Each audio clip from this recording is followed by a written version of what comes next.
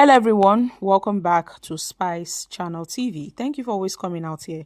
If you're joining us for the first time, please kindly subscribe and don't forget to give us a thumbs up. Thank you.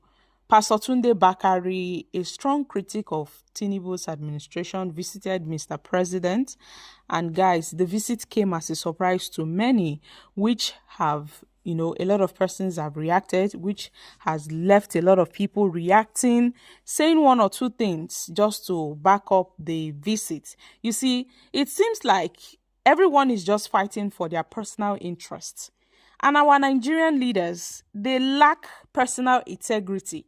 Today they will say one thing, tomorrow they will say another, and next tomorrow they will be doing quite opposite of what they've said in the past. Tunde Bakare was once a critic of this Tiñubu's administration.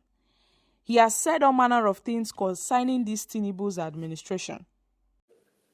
The renewed hope upon which the president rode to power began to dwindle from day one, with the mishandling of such sensitive transactions as the fuel subsidy and exchange rate regimes, and even the coup in Niger.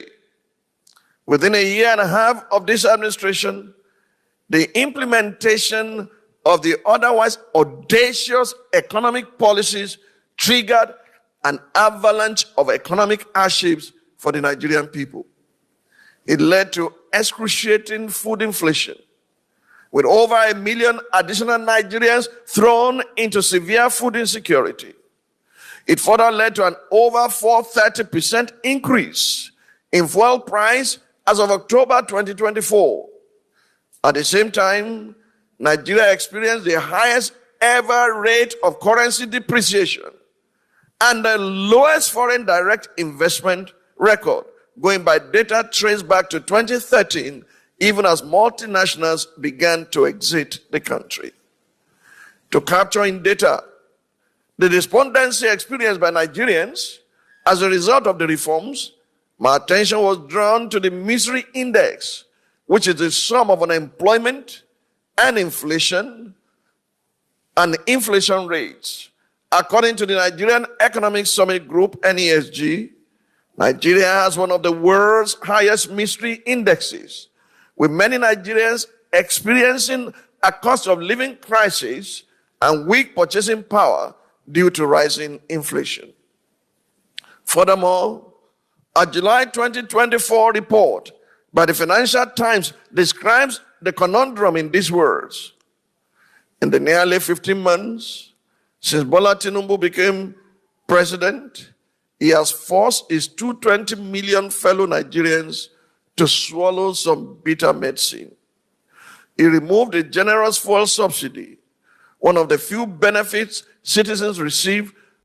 Now, after his visit to Tiñubu, he told Nigerians to be patient, that all will be well, that him and the president, they've discussed to an extent, and that all will be fine, He also commended the president for the positive changes he has made, and also told Nigerians to be prayerful so that God will give Tiñubu the wisdom to lead this country to a greater height. This is coming from someone who have publicly criticized this Tiñubu's government, how Tiñubu's government have worsened, our economy, how insecurity have worsened over time under this Tiñubu's administration.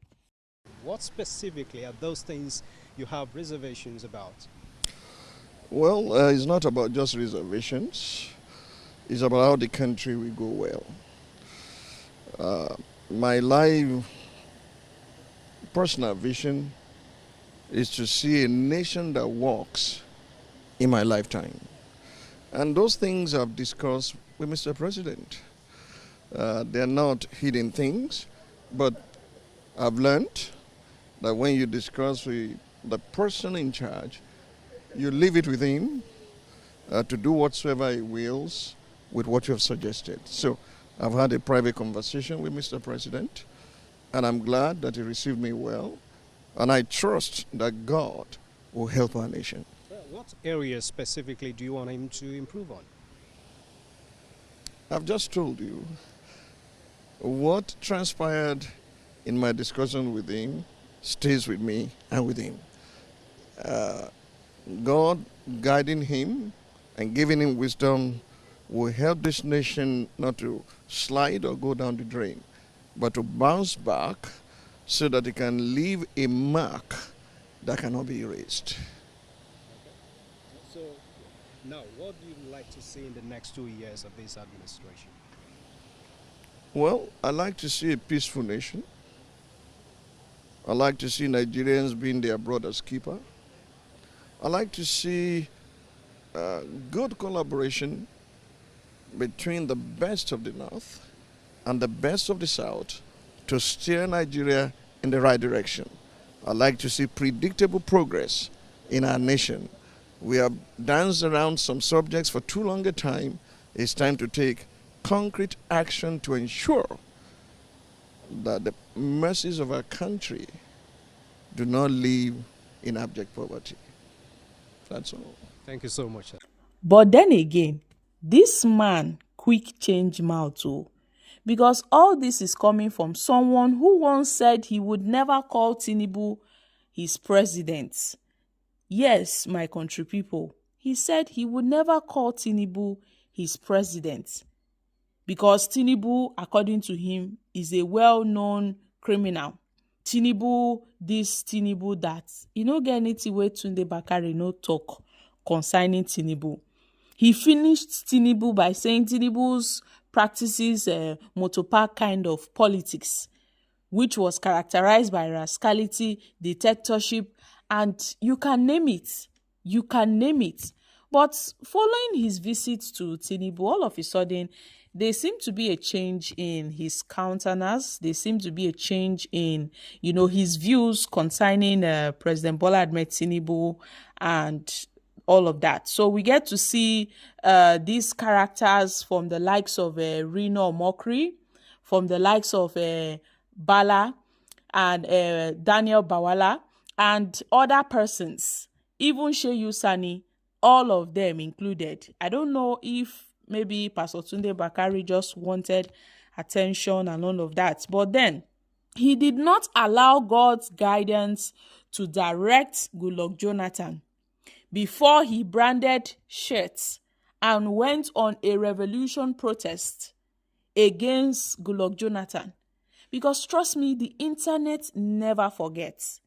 The internet never forgets. Nigerians have been reminding him of all the things he said, under Goodluck Jonathan's administration, and even what he said under this Tinubu's admin, that Nigeria is descending under tyranny, under Tinubu's watch, and all of that. But all of a sudden, he's asking for God guidance, he's asking for God's grace, God wisdom, that Tinubu with God will not let this nation to slide or go down the drain. He suddenly had a change in his views concerning Mr. President. So I don't really know what's happening, with our politicians. It is really hard to see people that are honest, people that stand by their words.